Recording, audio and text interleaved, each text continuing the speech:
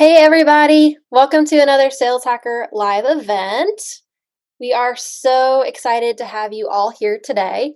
We've got Alex from Doc and Ross from Lattice here. They're going to talk through lessons they learned at Lattice to standardize the sales process, foster collaborative relationships, and close big deals. So you'll want to stick around if you want to learn how the buyer experience has evolved, why buyer experience matters, how to control your buyer experience, how to collaborate with buyer champions, and the roles of each team in creating the buyer experience. Just about ready to dive in, so I'm going to go ahead and hand it over to Alex. Y'all keep the chat going, and I'll meet you there in a second. Thanks, Savannah. What's up, everybody? Excited to talk to the Sales Hacker community today, and I get to bore you with a couple of slides to get started. I'm going to interview my friend Ross at the end. So very excited to sort of be more engaged with the Sales Hacker community. Been writing a couple of blogs for the community. So excited to sort of go a little bit deeper with some of the stuff I like to talk about today. So I'm going to share my screen. Hopefully I can do this easily. All right, you should be able to see my screen now. Ross, can you see it? All right, beautiful. Okay, so today I'm going to be talking about how you create a buyer experience that closes bigger deals. This is something that is near and dear to my heart because it's something that what I'm building at this company called Doc. And so I'm the CEO of a company called Doc. I started it last year, and Doc basically helps you create a buyer experience. It helps you sort of organize all the different pieces of your sales process, all the content you're sharing, your demo videos, slides, PDFs, all the different sales and marketing collateral alongside mutual action plans. And it can help you actually connect the sales to customer success. So it was actually a project that I had started at Lattice. And so that's how I know Ross. So I had fortunate enough to sort of join Lattice as the third employee, and I ran marketing there pretty much my whole time up until last year when I left. And I learned a ton along the way. I went from being the only marketer, the person sort of doing everything on my laptop myself, to growing a team to about 20 different marketers. And along the way, we really scaled Lattice's revenue. We went from zero revenue to when I left, it was like 50 million plus. And the story with Lattice was we were moving up market. We were selling to bigger and bigger customers. We started by selling to sort of other YC companies, at like a 4K ACV, and we drove that up over time. And you can see some of the big logos that Lattice works with today. So I'm going to talk a lot about sort of what I learned at Lattice and why that led me to create Doc, and sort of share some of those lessons that I learned along the way. So let's get into it. So I wanted to start with I'll go into the agenda. So yeah, we're going to talk about the buyer experience, talk about the evolution and the general mindset and approach. Then we'll do a fireside chat with Ross, and we're going to ask each other some questions, and should hopefully be a fun customer conversation. So yeah, please feel free to ask questions, drop them into the Q&A or the chat. I'm doing my best to kind of monitor that. And at the end, we will take questions from the audience. You can literally ask anything you want, whether it's sales, marketing, revenue, anything that's interesting to you. All right, let's get into it. So I wanted to start with sort of the most obvious statement of all time, probably, but buyer behavior has really evolved with the rise of the internet. And I think, we all feel this, and it's only changed more rapidly with the switch to COVID and the fact that everyone is now selling online. And I really believe that the trends I'm going to talk about today are only going to accelerate faster as more and more people go online, as remote work becomes more and more the norm. The way buyers buy has fundamentally changed.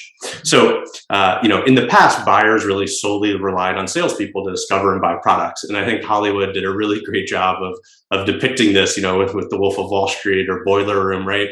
In all of these scenes, there's like a sales rep pulling a fast one over some, old lady who, doesn't even really want to buy what they're selling to her. And not saying anyone is called to doing this, obviously, but, I think the trend is, research wasn't at your fingertips. You could literally just call someone and sell them a product. And this is how it sort of, used to be in sort of the old world of sales. It was not collaborative. You didn't even care really about your buyer. You just wanted to close the deal and get your commission.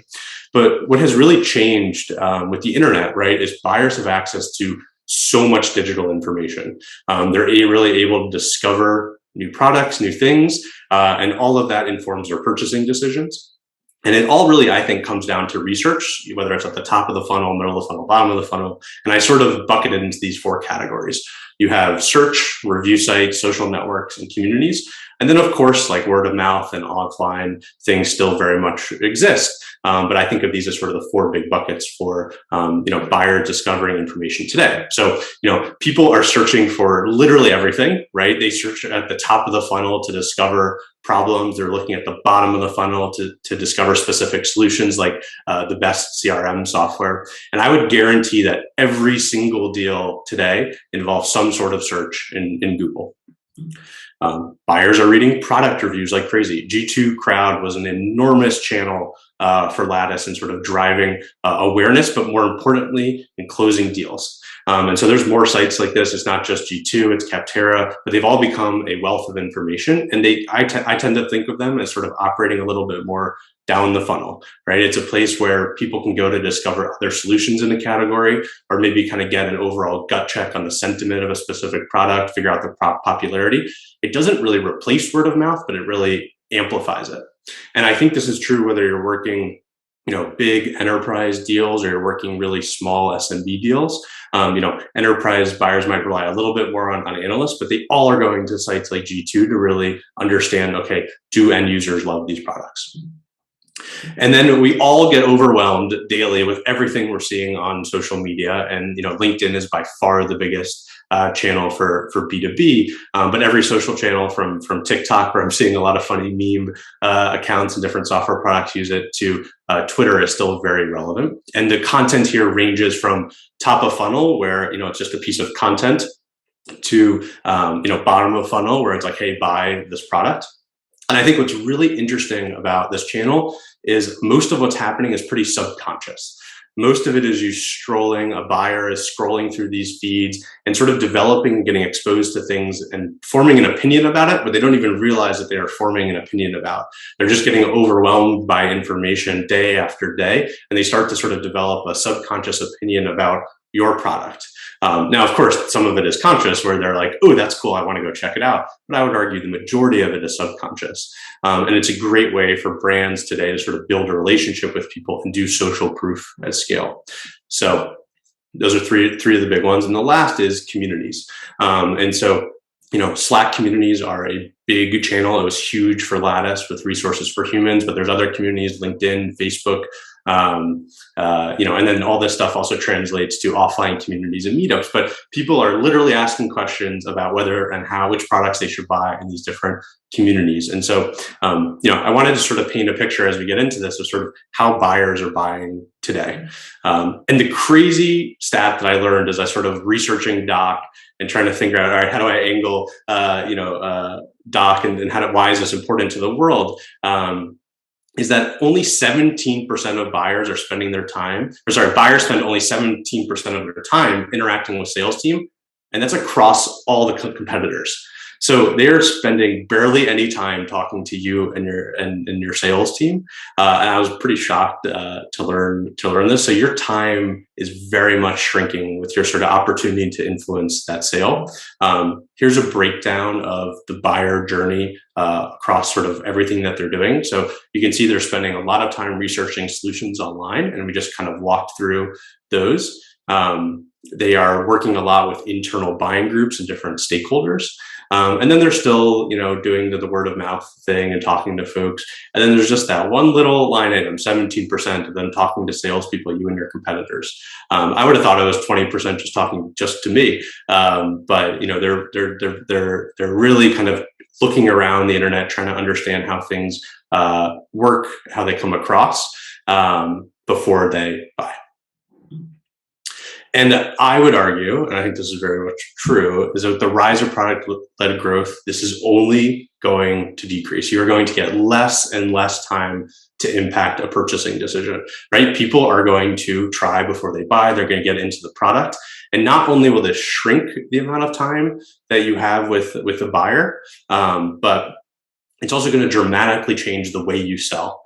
That cold calling Wolf of Wall Street world is dead. Right? You need to have a different mindset when you're working with buyers, and we're going to talk about that on some of the next slides. So the thing that is true in every single deal in history is that every deal has a champion, right? And your job as that sales rep is to help that champion in sort of every way possible without jeopardizing your full book of business, right? And, for a small company, your champion might sort of be everyone, right? It might be the end user, the admin, the financial decision maker, right? If you're selling a product to Doc right now, I'm everybody. I am the person. I'm the lead buyer. I'm the financial decision maker. I'm the one who's adminning the product in the end user, right? Doc is a small company, but if you're selling to a big company, your champion is someone who's really tasked with project managing that purchase, right? Their boss was sitting in a meeting with them and said, hey, we really need to think about performance management. And so then they went out and thought about, okay, what is the performance management products out there? And then they ultimately, probably chose a software system like Lattice. But every single deal in history has a champion. What really changes is that big deals have many stakeholders, right? So at a big enterprise and a big company, you have, both the lead buyer, right? But then you have all the people around her and on her team, right? You have her boss and maybe the final decision maker. You have security people. You have other business leaders, managers. You have legal folks. And Ross is going to talk sort of at the end a little bit about the Lattice sale. But yeah, like a lot of stakeholders involved, a lot of people you need to convince, and you really need to sort of help the lead buyer through that entire process. The other dynamic here is that these deals take forever. There are so many steps. You can see this like web of crap that people have to deal with, but there's both a lot of different steps and a lot of sort of, making progress and moving back, but it can take a really long time. And so that, I think in my mind, that's the single biggest thing you need to think about as a sales rep when you're moving from SMB deals to enterprise deals is sort of, you're not just selling to one person, you're selling to many people. And there's a lot of different steps and questions you sort of need to answer along the way. And so I thought this was a funny chart that Gartner had put together on kind of a similar, but all the different pieces of the enterprise journey or the buyer journey. I'm not going to read through all of this, but I thought the four sort of big phases were nice: problem identification, solution exploration, requirements building, and supplier selection. I thought that was a nice sort of bow tie on the overall buyer's journey, as Gartner likes to do. And it's your job as a sales rep to support the champion throughout that entire buying process. This is how you win deals. That champion is sort of your way into an organization, and they're sort of the voice that you can control in that room, right? The decision makers, all the other people, are the number one person they're going to ask is the lead buyer, and get a sense of, okay, does she want to buy the product? And so you need to help solve their problems. You need to answer their product questions. You need to guide them to a purchase. And so we're going to talk sort of the rest of the presentation about how you actually support that champion. So the best sales reps I've ever met, and Ross is one of them, and Kendra I saw was on the call too, all have a collaborative mindset, right? They help the buyer reach their destination. And I sort of think of it as like a river guide, right? They're the person on the boat sort of helping you say, okay, just over there, you need to reach the destination, and sort of their destination, right, is a solution to their problems. And you need to really authentically help them solve that problem. And this is so important, especially for software and SaaS companies, which I assume a lot of people on this call work for, because closing the deal is not just the most important thing. It's about building a relationship with that customer over the long term. Like revenue retention, in a lot of ways, is how public markets are valuing SaaS companies today. It's one of the most important metrics. And so you need to actually solve their problems. As I was sort of making this deck yesterday, I came across these sort of awesome images from Thomas Tungus, who's a famous VC who works at Redpoint, and he sort of describes this like idea of overselling.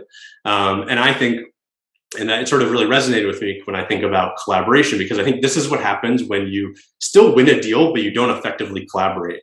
And so, generally the idea here, right, is that you oversell the account. You sort of oversell how much you can solve that customer's problem. They lose trust in you, then they sort of downsize their usage, and then they churn 24 months later, right? This is horrible. This is like the worst thing that can happen at a SaaS company, because you're sort of, planning everything around this awesome revenue growth, and you sort of have this leaky bucket that's not working. When the opposite should be true. Right? You should sort of undersell how much you can actually help that account, really authentically solve them one problem maybe, and then you can extend that over time, and then you're going to drive happiness, right? And they're going to expand their usage and refer friends and things like this. And so I look at this sort of the difference between these two charts as the right way to collaborate and the wrong way to collaborate, even when you're winning a deal. Now, collaboration will also help you win deals. And I think of it as there's sort of 4 general buckets to collaboration. There's probably more, but this is a starting point. We're going to walk through these, but problem and solution, you're going to help them solve their problems. You're going to answer their product questions. You're going to help them through the buying process, and you're going to help them build a case. And so the first part is you want to do qualification. This is probably obvious, but you basically want to ask questions to understand the customer's problem. And this starts with your average qualification, right? Like matching your requirements list and sort of the boring questions everyone asks of where are you, what's your, how much budget do you have, what's your timeline, all of that. And I'm not going to get into qualification. That's probably another webinar. But I think a more interesting thing is each customer has sort of two types of problems. They have known problems. These are the problems that they're coming to you for, and they're the ones that they're voicing out loud. And then they also have unknown problems, things that you can maybe help them solve that you want to point out by asking really good questions and sort of poking the bear to see, all right, are there other things that they might not be thinking of? Another type of dichotomy with problems are urgent versus nice to have. You as a sales rep really want to find problems and sort of drive the urgency around things so that you can impact the timeline to decision and get them to buy this quarter, this month, whatever it is. Nice to have problems take forever to close. People do it when they sort of get around to it. Then another type of problem is solvable versus unrealistic. Buyers don't sort of sometimes have pie in the sky ideas. And so you want to be really authentic and figure out, okay, can you actually help this person? Are they sort of dreamers or are they realistic? And then the last one, which is oftentimes the hardest, is, is your solution actually the right choice, or should you recommend a competitor? And you should not be scared to recommend a competitor if you think it's a better choice. It'll build trust, it'll build a relationship over time, and you will win in the end. Now, once you sort of figured out their problem, the trick is to share the customer's problem back to them, right? I always think of it as like holding up a mirror and like, here's what you told me. This is what consultants do. Like my roommate used to work at Deloitte, and it was always funny how they would just ask them questions and put a deck with the customer's answers right back to them and say, look how brilliant this is, but it was just what the customer said. And so when you do this, when you share back a customer's problem, it shows that you listened, it shows that you cared, it shows that you took time to sort of personalize things. And they'll tell you if anything is wrong, right? If you got any details wrong. And it also helps you stand out from the competition, because I doubt your competitors are taking the time to do this. And there's scalable ways to do this. You can have templated emails and outreach. You could use Doc to share it back at templates. You can have a slide in your sales deck. But I would recommend, especially if you're working bigger enterprise deals, you need to show sort of the success criteria back to your customers. The next piece of the puzzle is prospects have questions and you need to answer them, and you need to answer them like you've answered that question a million times, and it's sort of a very programmatic answer. And I sort of separate questions into two different buckets, right? There's the why, explain the importance of something generally. An example of this is sort of ROI study. Why do I need to invest in performance management, let's say? And then there's the what, explain how something actually works, right? How does the Doc and Slack Salesforce integration work? What makes you different than Culture Amp? And there's sort of two types of content you can create. It can be both external content that you're sharing back externally with a customer, or there's internal training like a competitor battle cards, which is something we would make a lot at Lattice to sort of help sales reps answer a lot of common product questions. And your ability to answer questions quickly, intelligently, and show that you've been there before can really make or break a deal. What I would recommend you do, and this is probably more something for the marketing team, although sales should really help you sort of inform all these questions, is map out all the common questions on a customer timeline. And for each question you sort of get all the time, you either create a piece of content or training for that moment, right? A one-pager that explains the company, your demo recording, something about the Salesforce integration, an ROI case study, so on and so forth. And there's probably hundreds, if not thousands, of questions that get asked in your typical deal cycle. And so you want to programmatically be able to answer this. It'll show how smart you are, show that you've been there and done it for many customers in the past. Another piece of the puzzle are mutual action plans. And I'd be curious how many of you actually use mutual action plans. I think Savannah was going to do a poll, but mutual action plans are a tool to guide champions guide champions through all the steps in the buying process. I think they're probably more helpful for bigger enterprise deals, which have a real evaluation process, a procurement process, and there's a lot of steps to get it done, and people who really want to be collaborative with you and kind of go back and forth in these plans. For an SMB deal, smaller deals, it's probably more positioned as like next steps. Here's what we sort of do next if you want to move forward. But mutual action plans are not just a roadmap to purchase; they are a roadmap to solving the customer's problem. And so you want to anchor your mutual action plan sort of, and at the end of it is you're going to solve that problem that they helped articulate earlier on. And there's a balance here, depending on the maturity of the buyer. Sometimes you need to really recommend a process and say, hey, there's a thing called security review you're going to have to eventually do. But other times, they might have a very complex process that you need to fit in. And another benefit of these is really help sales leaders with forecasting. And here's a screenshot of a mutual action plan within Doc. So we can do it in here as well. Another big tool and another big thing Doc actually does help with is curating information for champions. And so you need to sort of package everything up in a nice and tidy bow for your champion to go help them when they go talk to everybody else. You need to create like an asset, and you could do it in a digital sales room like Doc. You could do it in a slide deck if you didn't use a tool like that, but basically to curate all the information. All that information, we sort of started the presentation that's on G2 and search and social media. It's hard for people to sift through the puzzle and figure out all that. So number one tool I think you can do for as an enterprise sales rep is to sort of organize everything in one place. It helps that champion have those internal conversations. It gives them an asset that they can pass around. But most importantly, it helps you control the narrative. If you just send a lot of different disparate links all over the place, you don't know what's getting passed around the organization. And so if you can kind of curate everything in one place, from your product demos to the why your product is important, to ROI, to next steps, to security, case studies, all the stuff you send over, it gives your champion a really shiny resource to send and sort of help with those internal conversations. And then I think the last thing I just want to touch on is bigger deals require personalization. You should be going above and beyond to sort of customize everything for those buyers. You can do it from like a logo, where it's like that's sort of the bare minimum, right? Personalizing a logo on a slide deck or in a Doc workspace. Creating custom content is another one, but also showing the success criteria back. But yeah, personalization is important, and I always think of it as like the 80-20 rule when you have templates. Is 80% of it, is templatized. It's the same from customer to customer, but that last 20% that you customize, whether it's a title, a description, a piece of content, will go a long way and sort of increase your close rates. That's sort of the end of the slides. If you want to keep learning and take action, so I wrote an article on Sales Hacker back in April about moving up market, long article, so you can kind of get into it. There's a lot of really other sort of things I didn't talk about in here, so check that out. And then if you want to check out Doc and you can actually take action on some of the things that we learned today, just go to doc.us and be happy to give you a demo. You can sign up for a free trial, all that. But now I wanted to do a little fireside chat with my friend Ross and kind of talk through enterprise sales. I'm going to stop sharing my screen, pull something up, and I had to show this graphic. This was too fun. But yeah, so welcome, Ross. Let me just pull up this.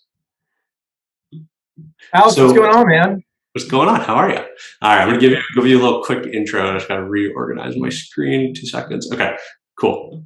I'm excited to interview my friend Ross. Ross is the head of strategic sales at Lattice. So Lattice, if you don't know, is a people success platform that has companies like Slack, Pinterest, and Flexport, recently valued over $3 billion, and actually has the revenue to back up that valuation. So Ross started as a mid-market AE. You were working deals, I think like 4 years back, and then you have risen through the ranks to become the first dedicated enterprise rep. Then you scale and manage the enterprise team, and now you run all the enterprise at Lattice. And before Lattice, I think you worked at a number of different sales roles, and you were actually the founder of a parking app that was acquired by Passport Parking, which is a sort of non-traditional sales background, but I'm sure you learned a lot of hustle. Welcome, Ross. Excited to chat with you about enterprise deals and buyer stuff. Excited to be here. I'd say the background isn't too traditional. Parking is certainly a fun and interesting industry, but excited to be where I am today. Thanks for having me. Yeah, of course. Excited to chat.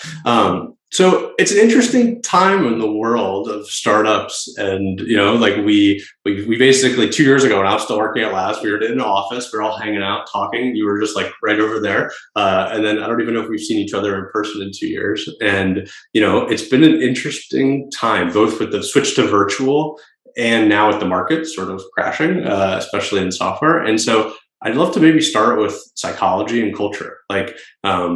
How do you sort of think about maintaining a sales culture in this virtual work environment? Yeah, I have to say I'm really fortunate to work with an amazing team on the strategic sales team here at Lattice. Everyone is incredibly supportive of each other. They all have a lot of ownership amongst each other and are there for the times that myself or other managers can't be. So we fostered a good environment of like ownership, but also enough space for people to share like what's top of mind, but giving us the opportunity to really collaborate where appropriate.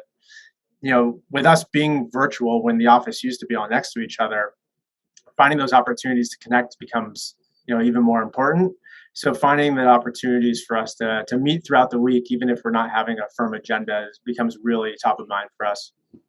How do you make it not feel transactional? Like I always like get on a call and I'm like, hey, let's talk about work. Like how do you create those spaces that feel like authentic hanging out that you sort of don't get in the work environment? Yeah, I would love for the reps to speak to this, but they have like their own relationships, which is really phenomenal to see as like one step removed from what their peer relationships look like. But when we are all in the same boat together, rowing in the same direction, they all have the same challenges and they all go through the same struggles and they all have the same reward at the end of the day. And we built a really strong foundation that everyone is really there in each other's corner. And so I know when they're conducting their friendly one-on-ones, maybe 10-20% of it is going to be strictly about work, and the other 80% of it is going to be really about what's going on in the world, how's their life, what's kind of new, and what's on their horizon. It's really special to see. I feel fortunate. And I think one of the hardest parts of this, time period has been managing your own psychology. It's always hard in sales, and especially hard in enterprise sales where you have like, 8 months or whatever without closing a deal. And so how do you think about that? How do you sort of think about managing your psychology as an enterprise sales rep? Yeah, it's certainly a shift from like individuals that are moving from something more transactional, 30-day sales cycles, 45-day sales cycles, you name it. And then when you start moving into 90-day plus, 120-day plus, and more, you have to realize kind of what you signed up for and what you're going after. So it's really important to build enough pipeline so your 120-day cycles are continuously advancing each other. But you have to realize that you're putting in a lot of the effort today for the reward that's happening tomorrow. And so when we're looking into the future, we're looking at, our end of quarter is happening at the end of this month, but we're already looking into what is pipeline looking like for Q3 and how can we make sure that we're setting ourselves up for success. Because, I can't speak for everyone on the call. I imagine most of us are in sales, if not all. We feel like the sense of reward, right? This sense of fulfillment when a deal closes. And when they're not, we feel like this sense of failure. We're not doing our job. And the reality is, we need to make sure we're building for those wins, and those wins will come. We promise it, as long as we kind of keep putting one foot in front of the other.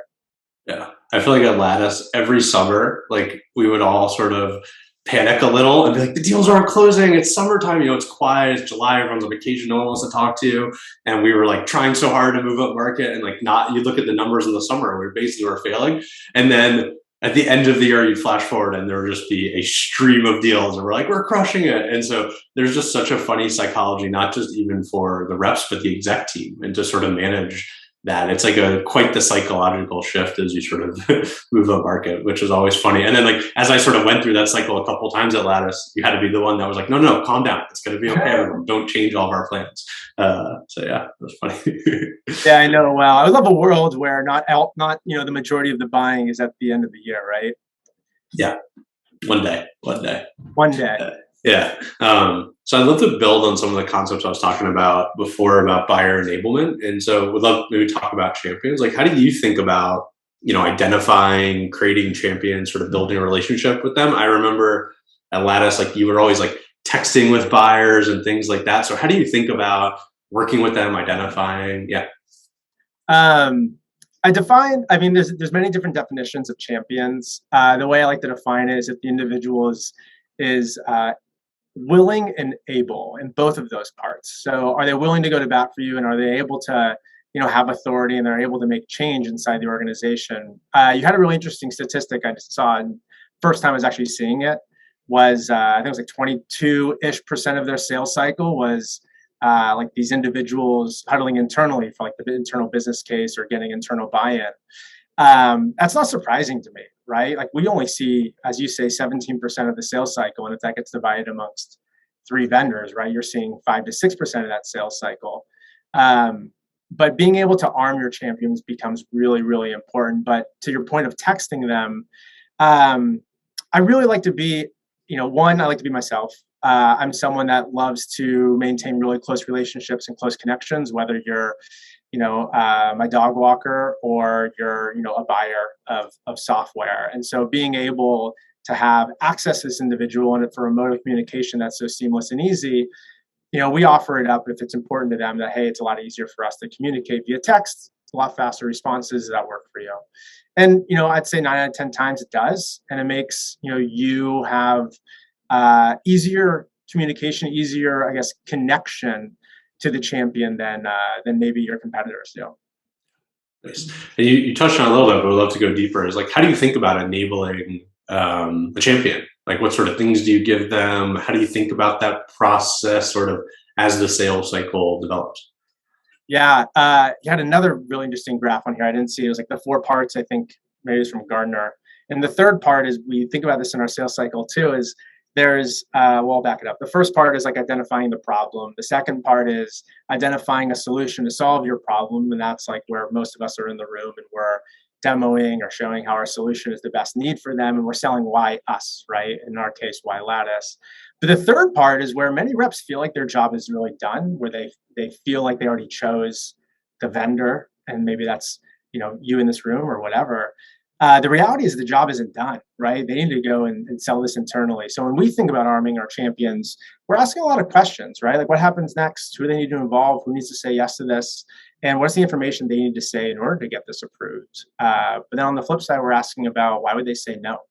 When have they said no in the past? What risks do you identify and see in the future? And if you're a champion, they're going to have these answers. And if they don't have the answers, they're going to go and get these answers for you too. So when we want to arm them, we use a lot of shared collateral via Doc, actually. So we'll create these shared spaces. Part of your presentation was about us listening to the customer. And so based on like what their needs and their challenges are, that's what we'll customize the Doc to relate. And then we'll collaborate on business cases with them as well, with shared ownership between themselves and us, to create the case for them to fight for us internally. A lot of times as reps, we want to be in the room to fight internally for why our solution is best to solve their problems. But oftentimes we don't get access to that. And so we need to make sure the champion has the right collateral and the right talk track to be able to do our jobs for us when we're not there. Do you use mutual action plans? Like, what's your take? Have you found them helpful? Not like, how do you think? When do you introduce them? What's your take on that whole thing? I think it's something we have an opportunity to use them more. I'll say that, but we use them in great situations where maybe we feel like we're going to get stalled with a deal, or we're testing our champion and seeing if they know what next steps look like in order to move forward. Or when we have a timeline that we are looking to align with. For example, I shared our end of quarter is the end of this month. And so a lot of times we're looking to, align a mutual action plan to this quarter with the steps that we've seen be successful, but we give the hopefully the champion the opportunity to speak and say like, hey, like this step actually isn't needed, or we actually need to add a step to involve this person. And so it gives you the opportunity to learn, is there something I missed, or is there some a hidden stakeholder that I'm unaware of that we need to get their sign off on? So I think there's an opportunity for us to use it in nearly every deal cycle when appropriate, but definitely something we could see more benefit to. Yeah. Go ahead. Yeah. Well, I want to ask you a question. I know I mentioned briefly how we use Doc to arm champions with, content, collateral, like shared business cases. What are, some other effective ways that you're seeing sales teams leverage it? Yeah. So one interesting thing because so within Doc, you can do a mutual action plan. So I'll just build off that for a second. Like, I talk all day on demo calls and try to sell mutual action plans and talk about it and get a sense of, okay, do buyers actually want to use this thing? And what I think I have learned in this journey is there is quite the spectrum, right? There are some buyers who want to be super collaborative with you and be the dream buyer and go back and forth in this sort of collaborative mutual action plan. And there's others who couldn't give a shit. They just want to see the roadmap, see kind of what's going on, and they want to sort of get information with you and not sort of deal with the sales rep in sort of the way that you would want them to do. And I think of companies as like they need to develop processes for both of those buyers, and both of them a mutual action plan can be helpful. But one is more of like a read-only roadmap, and the other is more of this collaborative thing.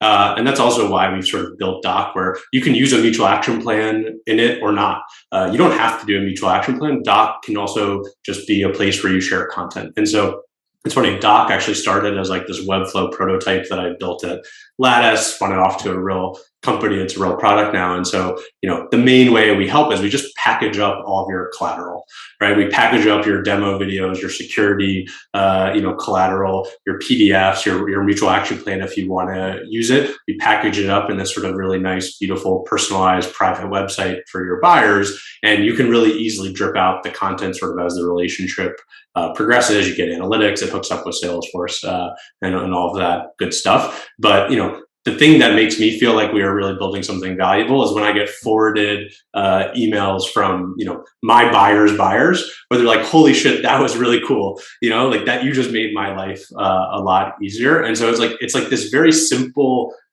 thing we are doing of just organizing it all in one place, but it goes a long way in sort of enabling the buyer. So I don't know. That's a little bit how I think about it.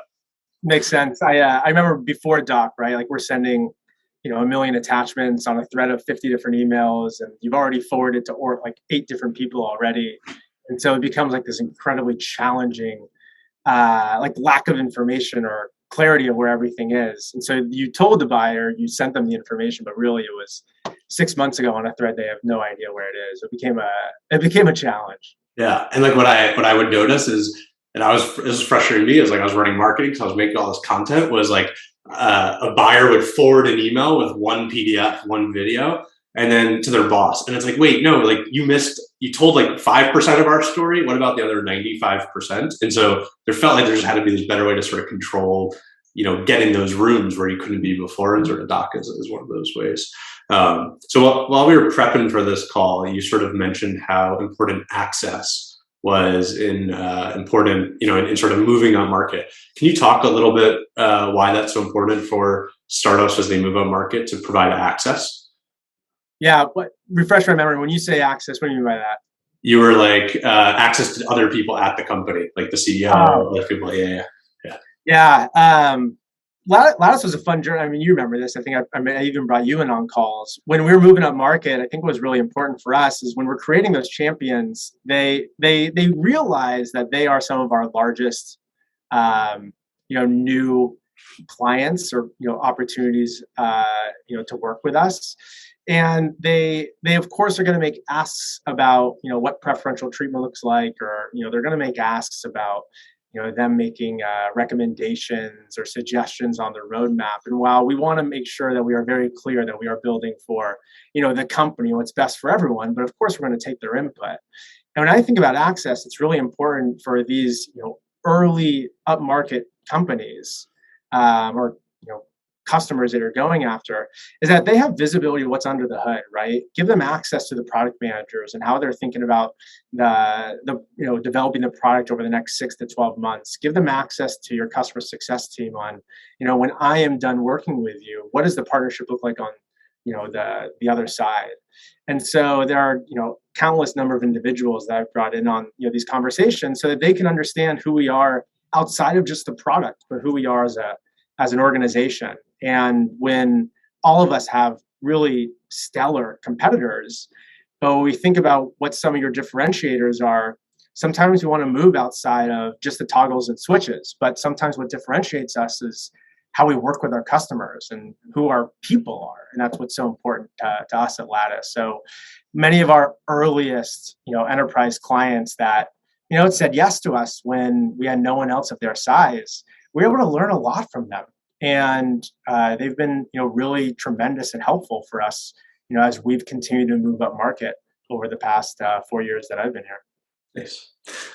We're starting to get some questions from the audience. I'm going to read a couple, then we can get into it. So James asked about a fun scenario, so I'll kind of read it off. So a champion likes your software, but their boss has already been approached by a competitor. Now you got to get that boss to like your software, but he's already invested in the competition. Any hints or tricks? Yeah, James, I'd love to bring you on and ask more questions, but my initial reaction is, how do we get that boss in the room so we can show them what we do and why we'd be a better solution than the competitor there? We do want to get access. If you do have a champion, that person really is a championess, right? A champion, so willing and able, they'll get you access to that individual. And if they can't, then they're not a champion. And you need to find a way to get to them instead. And then I always have marketing brain when I think about this stuff. Like if you can't get in the room with that person, then it starts with really good competitor battle cards, right? A spreadsheet that arms your rep that says, here's exactly how we're different than the competition and how we're going to solve that problem. And then I would probably create content like, us versus them, either a web page, a video, something. And even if you could personalize it to the boss, even better, for the champion to forward and send and sort of get them to start thinking about, oh, okay, this is how they are different. Because we're all biased, right? We are all super biased people as we sort of move through our lives, and we're especially biased around how we perceive different companies. And so you want to try and get into those rooms. And the best way to do that is via content. And so I don't know, that's one little way you could do it. All right. Just reading a couple.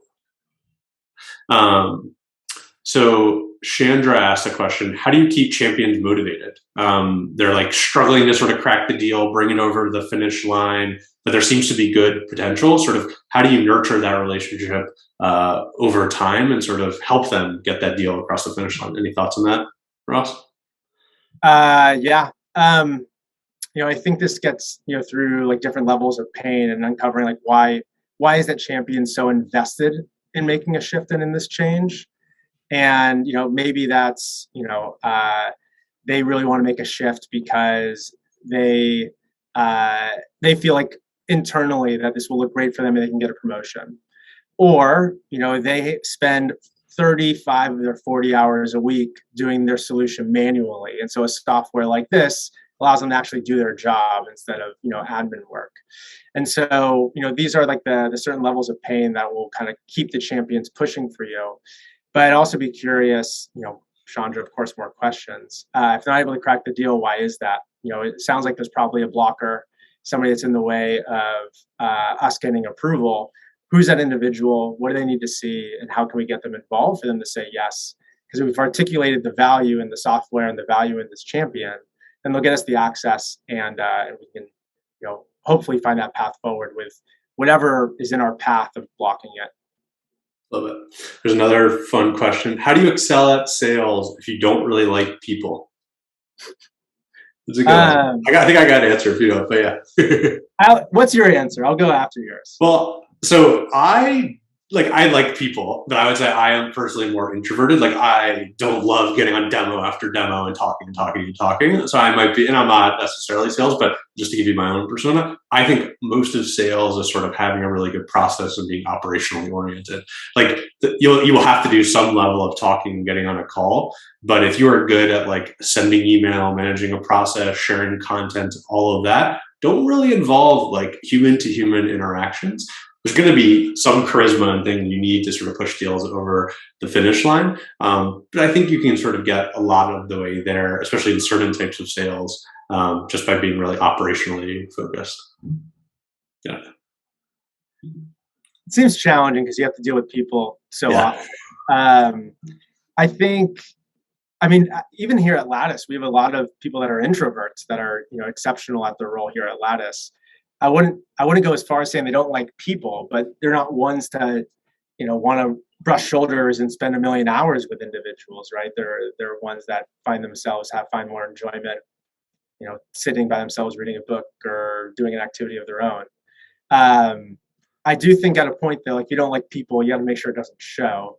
And so when you're on a conversation like this, you have to be like, you got to bring your best self. You got to be personable. Um, but it's okay, I think, to not like people. Just don't make sure the person doesn't know you don't like people. All right, maybe we end on one question that I assume most of the people in the audience are AEs, and so let's pretend I'm an AE who got promoted to the enterprise segment. How do you think my life's going to change, Ross? And sort of, are there any lessons you can give to sort of shortcut my learning? And maybe to build on that too, is like, maybe I want to get into the enterprise segment. How can I sort of build my career in that way? Yeah, we touched on it earlier when you brought up a good question around psyche management. That's one of the areas that is going to be really important for someone moving into enterprise. Where your sales cycle is going to adjust a little bit, right? You're going to have more stakeholders. You're going to find more hidden competitors, but you're really going to start to realize that like you're just not winning as frequently, right? You're not winning as often. Your annual attainment may be larger because you're bringing in these larger deals across the year, but you need to realize that your persistence and resilience is going to go really, really far. So for people that are getting promoted internally, you have the luxury of kind of knowing the product, knowing the people at the company to help you ramp and move quickly. But for people that are moving to a new enterprise role in a new company, I'd say most people are fairly competitive in a sales role. You have to give yourself some patience that you're not going to be able to excel at the role just like you were in the previous role, because you're going to be learning a whole new product, a whole new buyer persona. And you need patience to build the pipeline in order to close these deals in 90 days, 120 days, or even longer, depending on what your sales cycles may look like. Thank you, Ross. So I think that's it. Unless people have any more questions, happy to answer. But thank you so much. This was a lot of fun. Thanks for the opportunity to talk. Great to see you, Alex. Good to see you too, Ross. Yeah, thanks, Alex and Ross, for joining us today, and everybody else who was active in the chat and came to listen to all this goodness.